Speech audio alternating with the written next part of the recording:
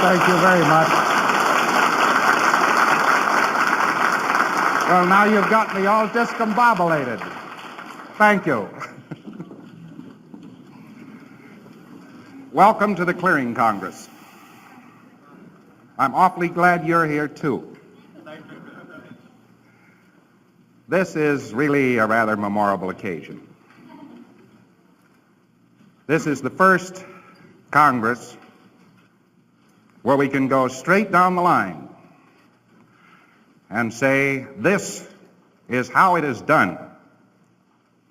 These are the important facts. These parts of Scientology cannot be done without. And these other parts we can sure forget about. At this Congress, we can bury all of my crimes.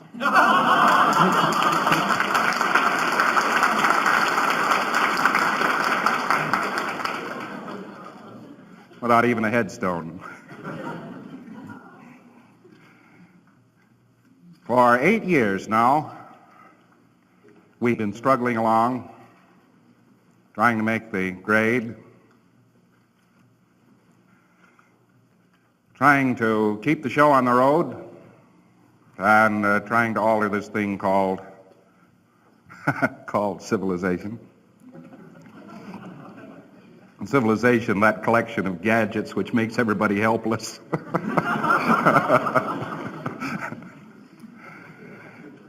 And we have made an enormous amount of progress.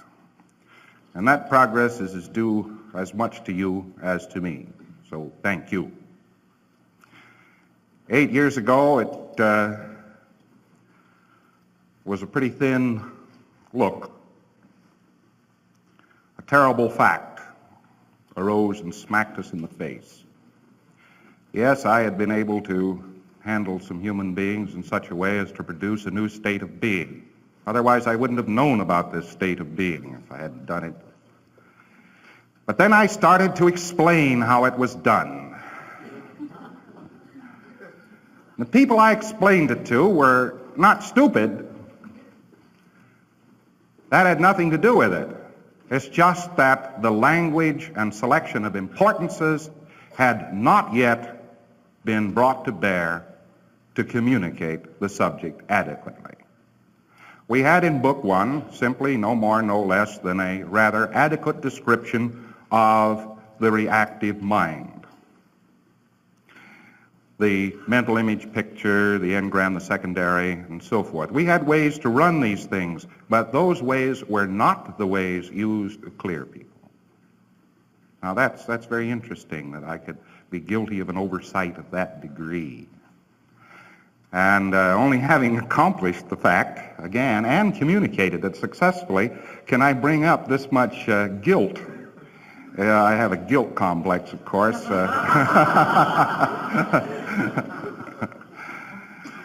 And here we have a state of affairs where all of these materials can be communicated, where the elements are found to be rather simple, where the general state of affairs in telling somebody how to do it is rather easy, and in addition to that,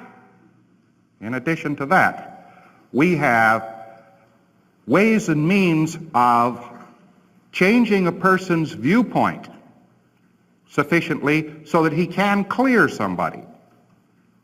And that takes some doing. That's rather interesting, because there are some people who start out to set somebody free is what they think. They think, well, I'll set this fellow free, and then halfway through the intensity they say, well, I don't know. I'm not so sure. Should I set him free or shouldn't I? Well, in view of the fact that I'm dead in my head yet, he might go buzzing around. Well, he might take over my wife, my body. Gee whiz, he might even get down to assuming my Social Security card, and that would be terrible. And therefore, I don't know. And at that moment, you get the introduction of a few minor innocent flubs. Little flubs don't amount to much. knock an ashtray off the desk. Inadvertently running help, you know. Now tell me some way you couldn't possibly help anybody.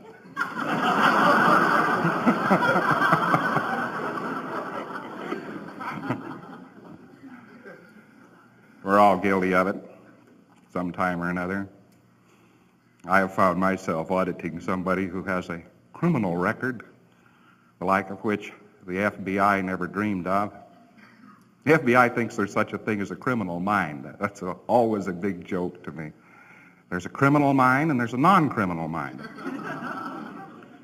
I never could figure this out because they've never shown me any non-criminal minds.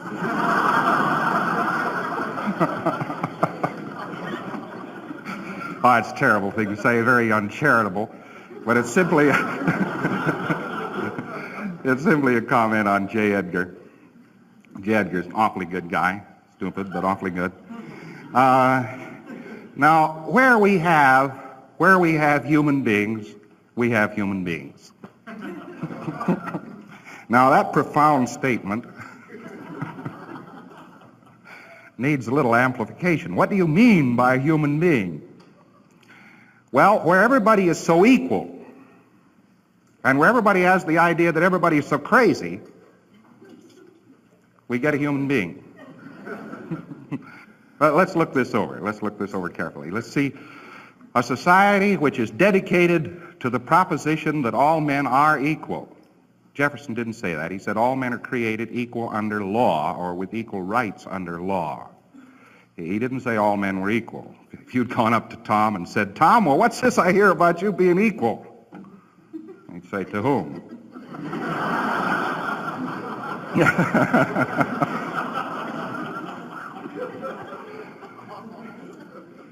But this proposition of super equality gets into the wheels when we get a super agreement going, an obsessive agreement. We all have to agree with some hidden mores that we know not what of. And if we don't know what this hidden standard is that we're in agreement with, then the only thing we can do is go into agreement with all of the things we think exist. And if we think some of these things exist, whether they do or not, we still agree with them, and we get the lowest order philosophic concept, which is everything is equal to everybody, and you get the science of physics and modern civilization. Now, where do we get the idea that anybody would be better off if he was changed? If we see everybody in a state of disability and super agreement with criminality and in a beautiful state of in turbulence, where we have a society that teaches people if you were a genius, you were crazy. How do you make a genius? Well, you drive somebody crazy, obviously. That's what it adds up to, doesn't it? We get this sort of a situation where everybody's idea of everybody else becomes himself. Well, let's look at that. See, here's Mr. A, famous Mr. A, very famous fellow, almost as famous as Pat Pending. Mr. A is certain that everybody around him is very evil and that they are going to get him one way or the other.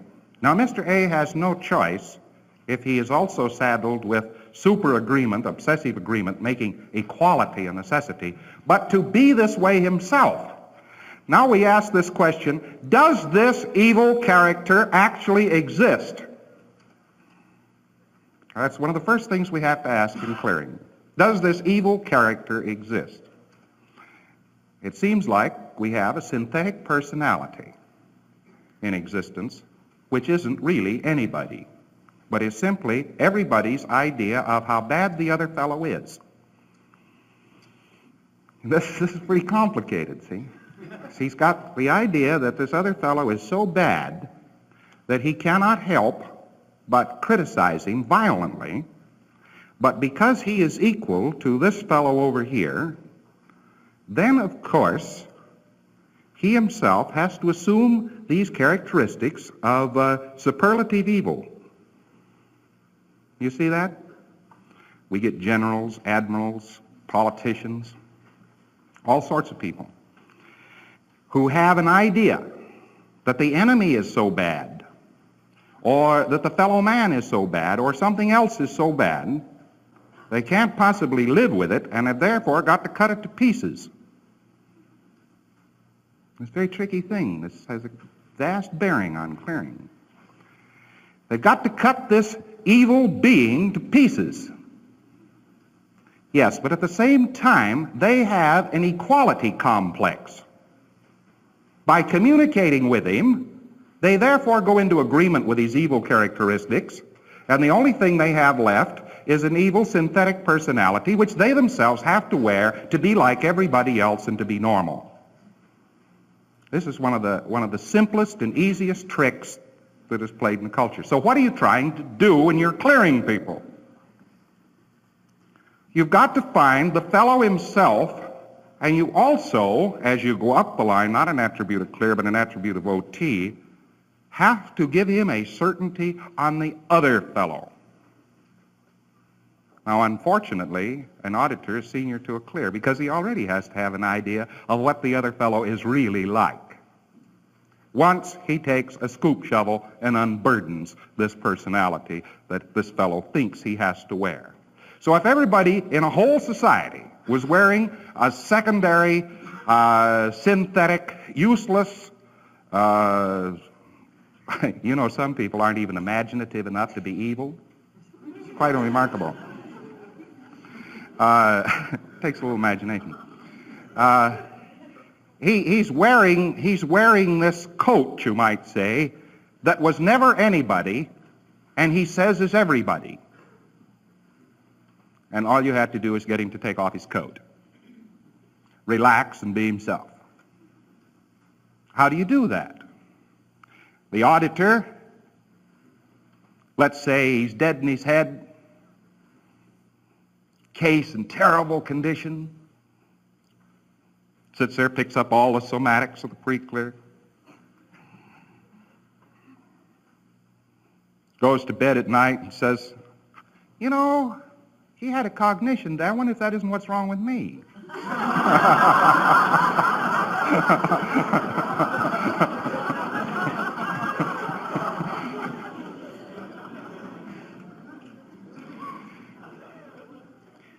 He has to have some kind of an idea of the other fellow that the other fellow's all right.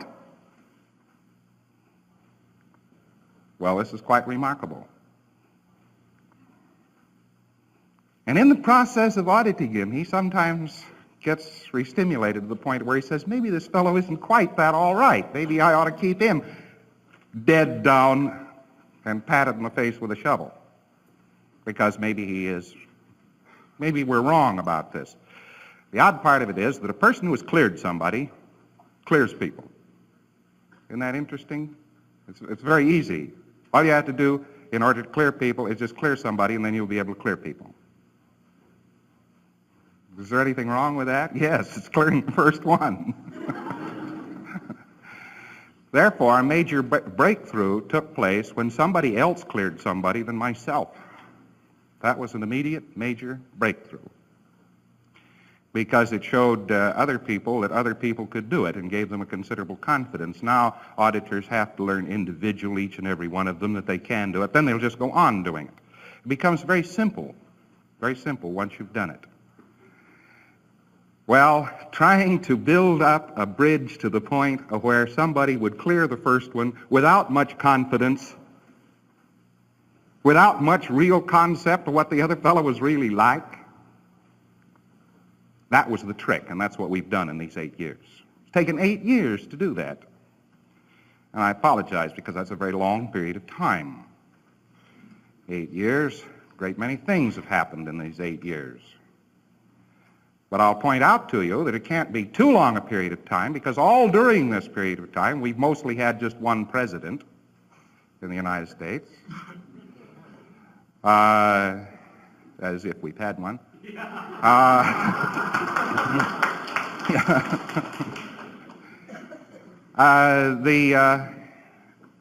I think at the beginning of this era, I don't think very much was added to the various sciences. I think they came out and made public the hydrogen bomb, And that was just a little more effective and efficient way of killing more people faster, which I think is the basic goal of all science. It's at least the basic goal of government. War is that condition where you can kill the mostest with the leastest, the fastest. Therefore, the end goal of all war is the depopulation of Earth. So therefore, we get the end product of any government which has an impulse toward war as having no people. If you want to go over that logic again slowly, you'll find out it's quite sound. So therefore, the basic activities of a government must consist of getting rid of people. Well, now that's not our activity. We are not interested in getting rid of people. We're interested in getting rid of synthetic people. You ever see one of these? Of course, you have these APA graphs, these nice 8.5 by 11 sheets with graphs, and it shows a blue line and so on. People have begun to build up a mystic quality concerning this graph. They believe this graph is something very difficult. Well, they have to believe that because sometimes when they see their own, they say, look, I'm not that bad. And do you know that it's perfectly true? They are not that bad. Do you know what that graph says? That graph says, this is what we call a valence. This is a synthetic personality. This is this man's belief of other men, worn by himself. And when it creeps along the bottom, then you have to get a special long leaded pencil to get it up to the bottom line. You are merely reading a valence. But that valence really never existed. It is a picture of what this fellow thought the other fellow was like. Now, I'm not making any comments on that great, noble, triumphant subject called psychology. I'm making no comments on that subject at all. We'll leave that to the second hour. We'll ask the ladies to leave, and I'll dig up my Marine Corps vocabulary. We'll work it over. But right now, we'll be pure, and we will merely say psychology. What does it teach man? Man consists of. That he's an animal, that he's incapable of creation, that he has all sorts of hidden impulses which are liable to come to the surface at any moment. And along with that, we got psychoanalysis. I pronounced it right that time. That's the first Congress I ever have. And this says man is basically a beast. Below the level of the censor, which is the only thing that keeps him on the straight and narrow path, we have this ravening monster. And if you read the books of this particular subject, you're struck with this fact that the only normal sexual intercourse comes about through super education and threat of punishment. And that all other sexual activities are really the order of the day and are down there in the super unconscious, reconscious mind. That's quite interesting, isn't it? What are these people doing? They are teaching people what coat they must wear to be equal. And they get this shoddy, messed up, smeared, torn, tattered, and battered jacket. And they say, put this on, son, and you'll be normal.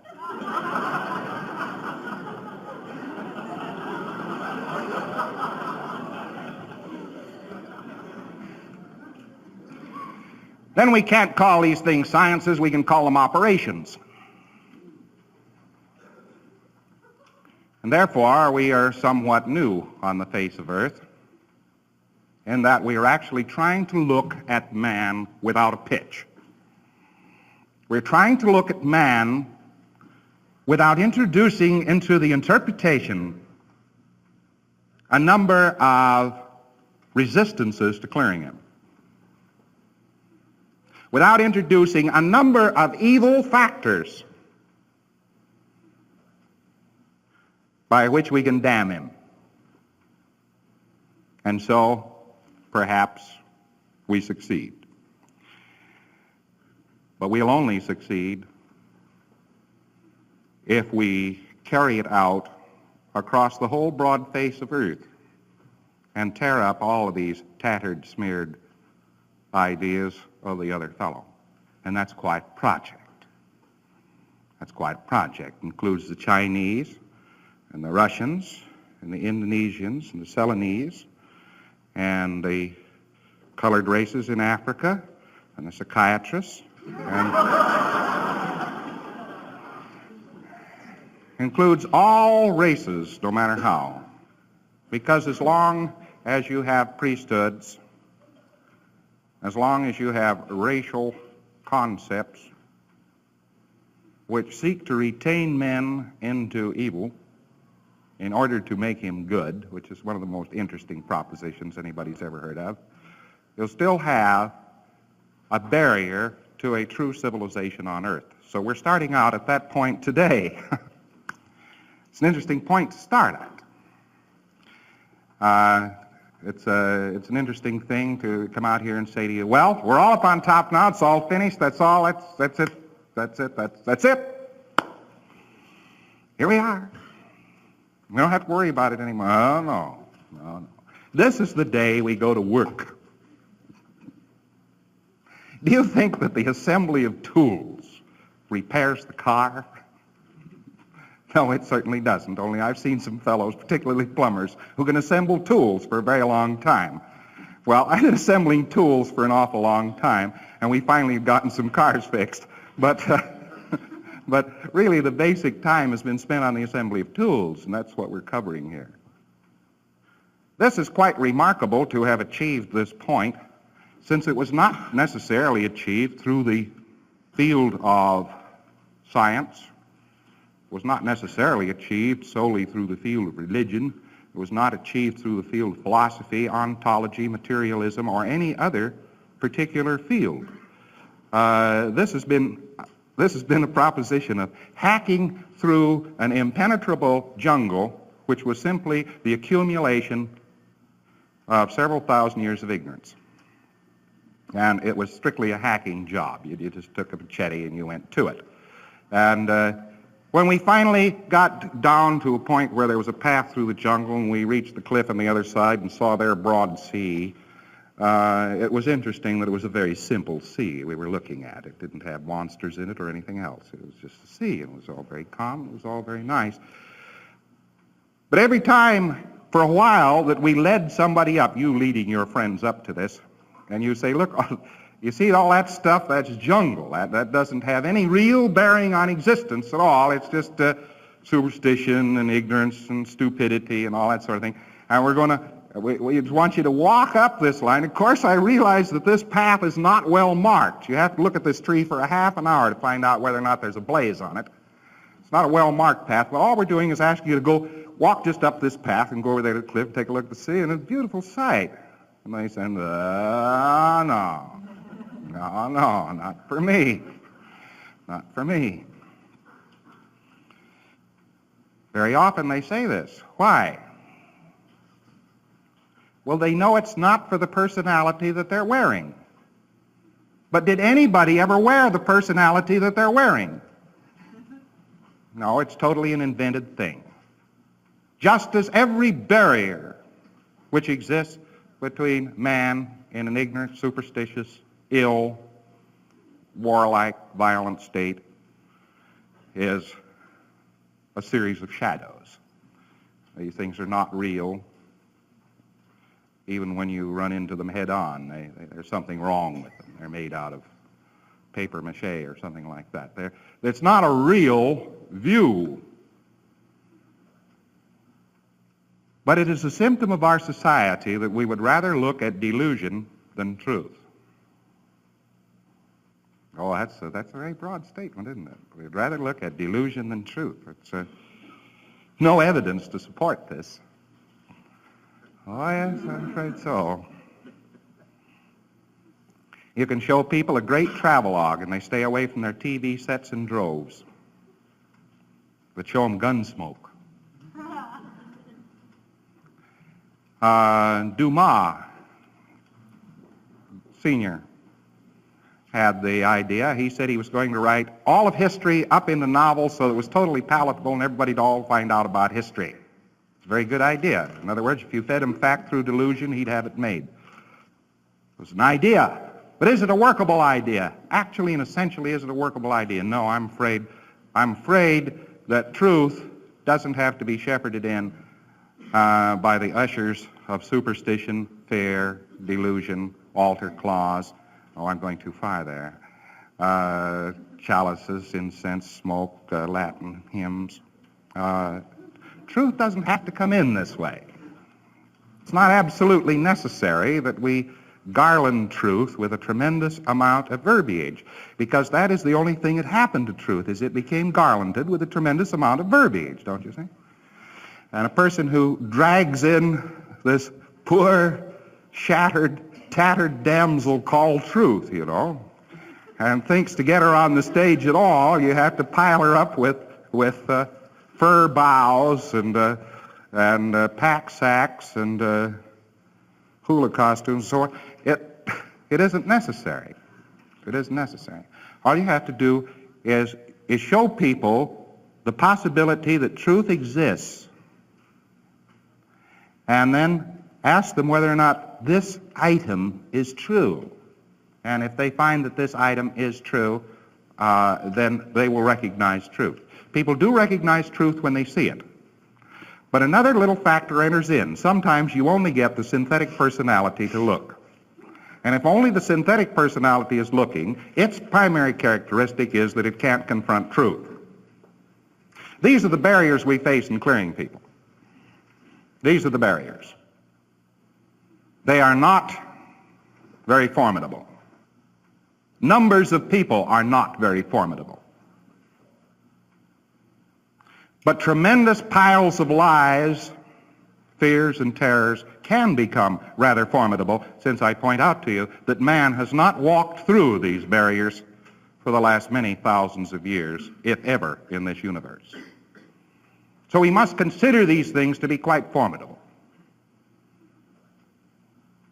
I think it's his fear alone of these things which keeps him from being able to be happy. Now, is it possible that man is happy? If we look over any of the great seekers after truth, they were all driven in the direction of search by the unhappiness of man. They looked around and saw that man was not happy. They found out that a sick man was sick. He hurt, and he didn't want to hurt. They looked around and saw that people were starving when they didn't want to starve. And they were faced with this terrible puzzle. Why is it man has all these evil things if he doesn't want them? And of course, in the Philadelphia lectures, I covered this many years ago. That which you want in this universe, you don't get. And that which you don't want, you, of course, can have rather easily. One of the little rules that goes along, and you would be surprised where this rule enters in. I found out where it entered in the other day, just why that was. To most people, affinity is a consideration of distance. Oh boy, that's a deep one, isn't it? Think it over, friend. In other words, if you like something and something is compatible and you think it's fine, you want it out there. Well, if you don't want it at all, where do you put it? Well, obviously only one place you could put it would be right there. So the basic law of affinity is responsible for this condition in this universe. Man does not want to be unhappy. He does not want to be sick. And just why he is not logical. Man is not doing or being, really, in the aggregate, the things he wants to do or be. He's doing or being things that he must not or has to be. He's being prevented from being himself one way or the other. And all of these shadow barriers are, to him, much more formidable, much more solid than anything else. I swear, some girl's idea of the evilness of marriage is much more solid to her than that wall. And a girl who has this idea of the terrific evilness of marriage, she must never get married, never have anything to do with marriage, all down the line. And you start running her on 8C. She can walk through 8C. She can reach over and touch the wall. Why can she touch the wall, squeeze? Well, it's not there. And she could practically walk right straight through the wall. But this idea that marriage is something one must never commit, boy, that's solid. Interesting, isn't it? How people make the solids of their own universe the barriers of their own imprisonment. No, man has a right. Man definitely has a right to a certain happiness. He isn't going to experience that right under the circumstances of his own past. He can't. He can't. He's too wound up in this and that. It's not the mores of the society that prevent him. It's all of these delusions about how bad the other fellow is. You have police because other people are so bad. I investigated police one time. I became a cop. That's the best way to investigate something. Become it for a while, you know. You can go too far with that sort of thing. But where do we have, in essence here, a cave-in of the society? What could cave the society in? Well, all you'd have to do is have a police force and society start caving in. Why? The police force constitute a constant reminder that men are evil, which is a constant reminder that we must agree with these evil men. Do you see how this would work? Neat little trick. Now, that doesn't say that we are so starry-eyed as to believe that this time we could dispense with all police. Or could we? Now, you have to make up your mind which way you're going to go with the society if you're thinking about a new society of one kind or another. And if you say, well, this society would be totally unregulated, then we would be proposing an anarchy. And all the anarchists tell us that the only way a society would work as a total freedom without government would be if everyone in it were perfect. Well, I don't know whether we propose, when we talk about a cleared society, whether we propose or not to have an anarchy. That's beside the point. That's up to the people who get cleared. But I don't think you'd wind up with an anarchy. I think you'd wind up with a much finer level of agreement and cooperation, because I think you'd then be able to realize the rest of the dynamics. The cops are there only because the rest of the dynamics aren't there. So if you put those back into the society, then you'd get a society. The idea of a police officer, of the state of being of the criminal, is one of the more interesting studies. You wouldn't believe this study unless you'd gone down and been a cop for a while. You couldn't believe this.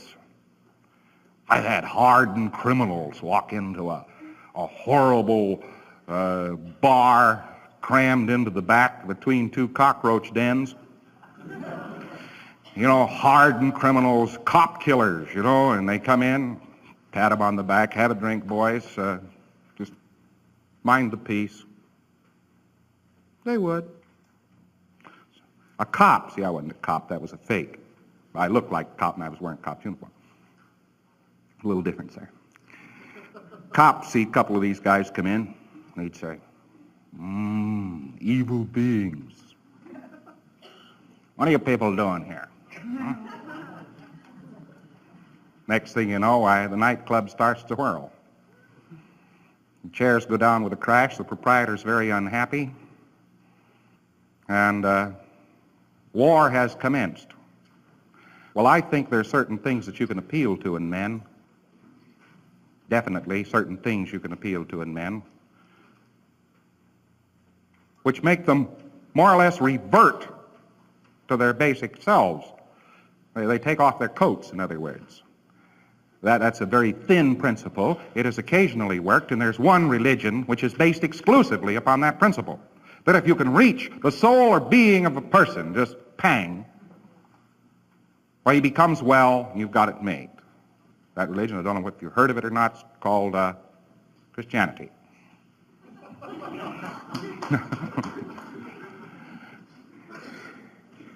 All you have to do is appeal to, as some of their various organizations have said, the Christ spirit in man.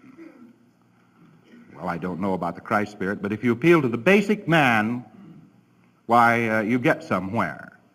And sometimes you have to appeal and appeal and appeal and appeal, and after you've duplicated the auditing question enough times, you've gotten there.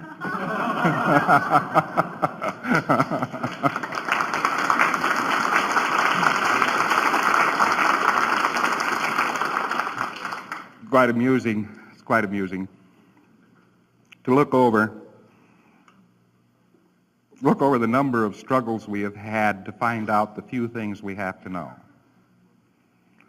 But I suppose when you're climbing over barricades, why, you're liable to get your clothes covered with creosote now and then. And when you're smashing down jungle plants, you're certainly going to get spattered with a little chlorophyll. And you carry it along for a little while until you take a bath, and then you say, what do you know, all the way through this jungle, and there's just this one little piece of stuff here. That's the only piece of stuff. And we went through 8 miles of jungle and swamp and so forth, and we found out with this little piece of stuff. Duplication. Duplication. Gee. You know? And then you promptly forget all about the 8 miles of swamp and the jungle and so forth. You promptly forget all about that, and you say to somebody else, you come up, you see, they haven't been through it, you know, and you come up to them and you say, hey, look at this, duplication. They say, yeah, what about it? You say, well, see all those 8 miles of swamp? They're not true. They're not true. They say, they're not? And they say, they go in over their heads in quicksand and they say, oh, somebody's lying to me. You say duplication is important, but I say mud is. And so we get the birth of science, mud. Now, wherever we look in a society as it struggles along, it picks up arbitraries with which to bolster up a hidden ideal it has never expressed. And we get these arbitraries piling up, laws, customs. Everybody forgets what they are supposed to prevent, and at last we have this mass which simply has one common denominator: prevent.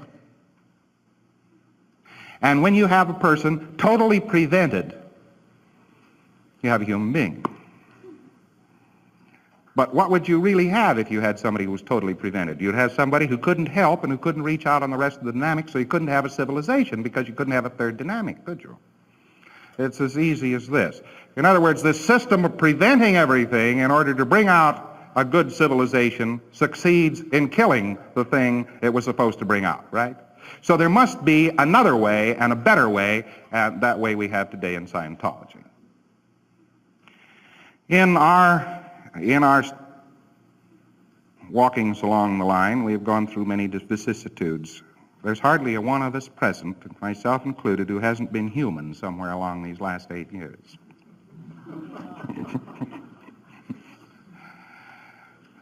These were not lapses from grace, however.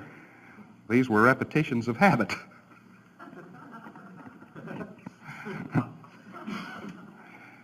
And it's a little bit hard to make it all the way. But the funny part of it is that somebody who simply starts along this road, who just gets started along this road and says, look, there are a few truths, have astonishing things happen to them. Remember the old article, Dianetics, Evolution of a Science? More people got a hold of that article and read it, and all of a sudden got well. Boom. Here was an odd phenomenon. I know of 3 separate cases that got a hold of that article in a hospital bed and read it, got up, called for their clothes, left, and hadn't had a recurrence years afterwards. Now, the simple idea that there is a way out, or that there is truth, or that truth can be realized, then itself is a tremendously potent force. So for those elements in a society which are trying to kill all truth, that would be the first thing attacked. The fact that there might be a road out. They'd say, no road out. There you are in the middle of the swamp jungle. Where you gonna stay?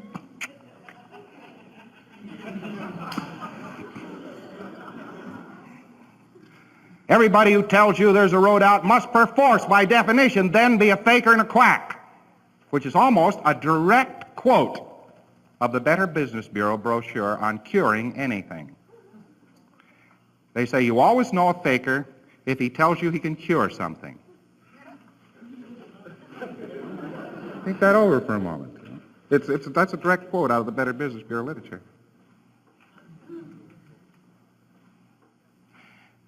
You get the state favoring very strongly only those persons and elements which we'll talk about later in this Congress, which use violence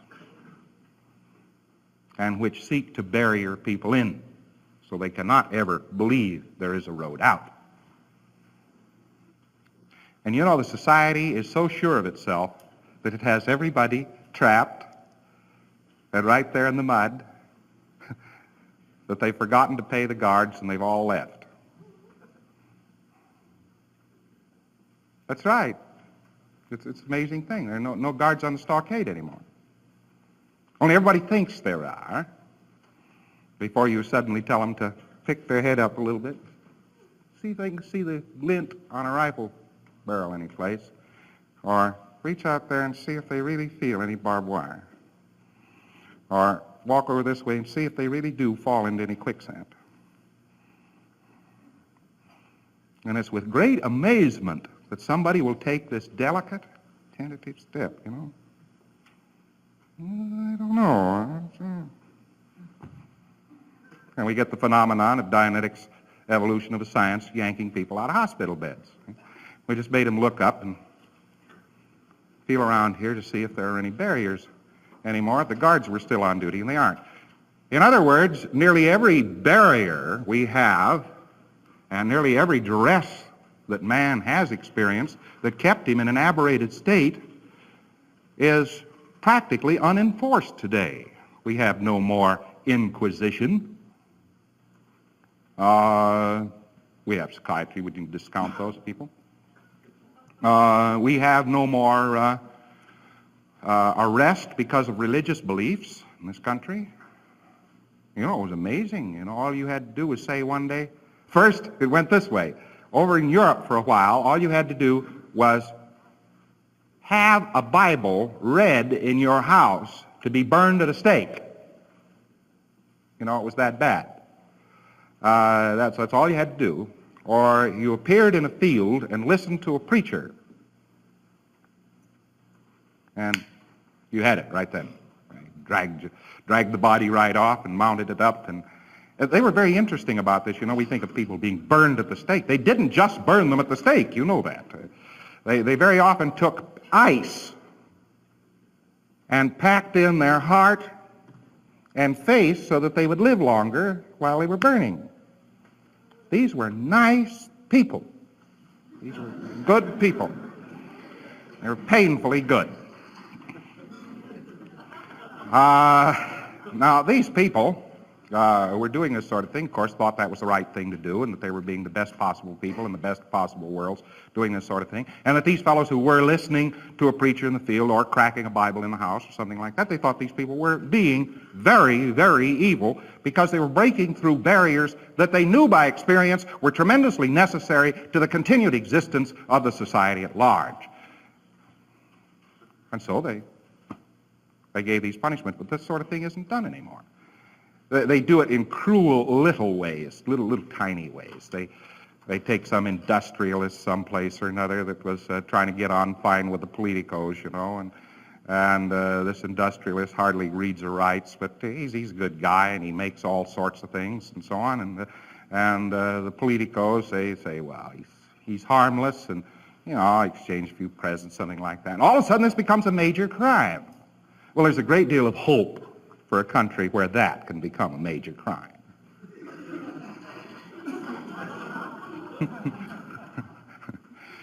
Now, does this mean then that we are favored by the time and place of the emergence of Scientology? Yes, we are very definitely favored by it. We have to walk only a slight tightrope. There are a few people around who say, oh, no, and there's some laws that you mustn't heal anybody of anything and so on. People don't take them terribly serious anymore, and if you pay the least bit of lip service to this sort of thing, why, you go right straight through. England, by the way, is freer than the United States on this line. You can say you're going to heal somebody, go ahead and heal them over there, and nobody screams. In the United States, you say, well, we're going to prevent his being sick, or something like that, you know.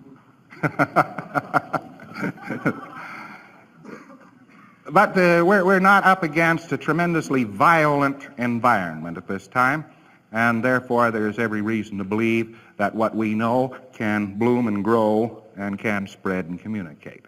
We are also favored by the fact that the world at no time previous has had more communication channels.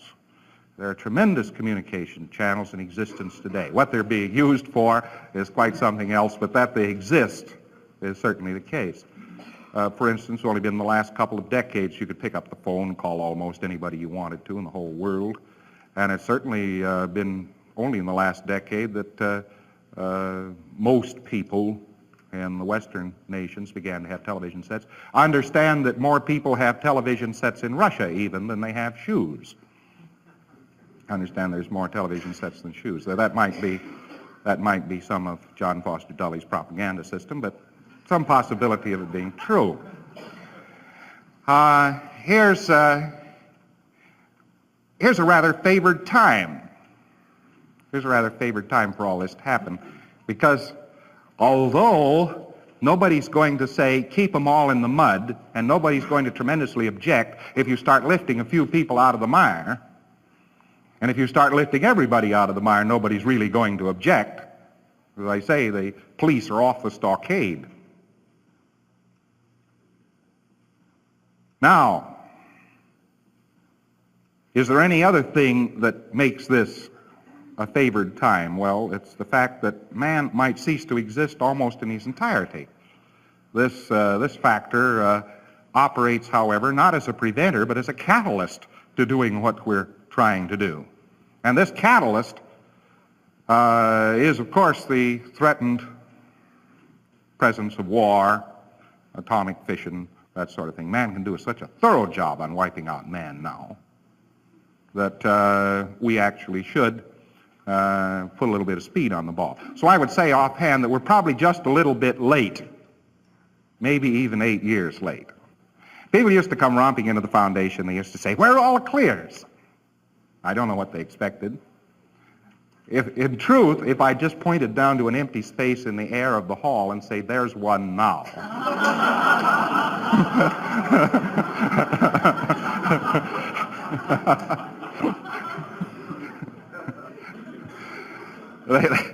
we probably would have started a great religious revival in America. But it wouldn't have been based on any truth, so it wouldn't have been any good. Nevertheless, it is fitting here in this first hour of this clearing Congress that we point up the fact that there is such a thing as clear, and that we are doing this all over the world. There are as many or more clears now in England than in the United States. Clears are appearing down in South Africa. The various, you might say, field offices are doing very, very fine. Los Angeles is doing a beautiful job. New York is just getting underway. I wish a few of you people up there around New York go in and get yourself cleared so we could say that all these clears from New York. As a matter of fact, there are none at this time at all, but that should be expected, New York being New York. And the job that's being done on this is tremendous. It's a gorgeous piece of work that is being done the world around. And much of this work, now get that, is being done in different communication lines.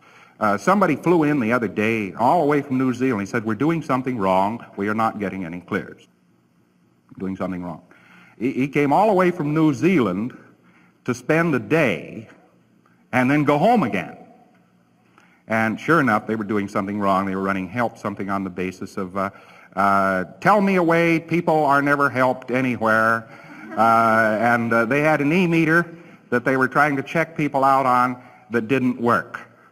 And they had to come all the way back here to find out the e-meter didn't work. But they got these points on clearing technique straightened out. They got the e-meter straightened out. He got a little bit of subjective reality on a couple of the processes. He went back home, and within 60 hours of his arrival at home, he sent me a cable, made my first clear, New Zealand.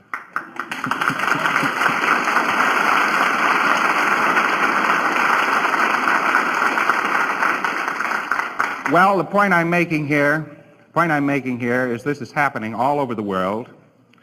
It is happening very successfully. And we do have clears, and we have got a show on the road, and you are here, and we also have a Congress. Do we? Yes. Thank you.